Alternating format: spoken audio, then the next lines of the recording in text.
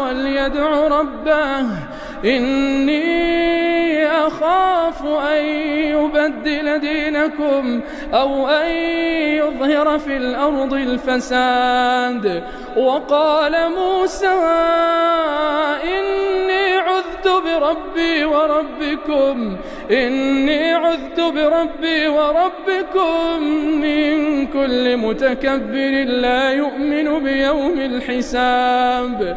وقال رجل مؤمن من آل فرعون يكتم إيمانه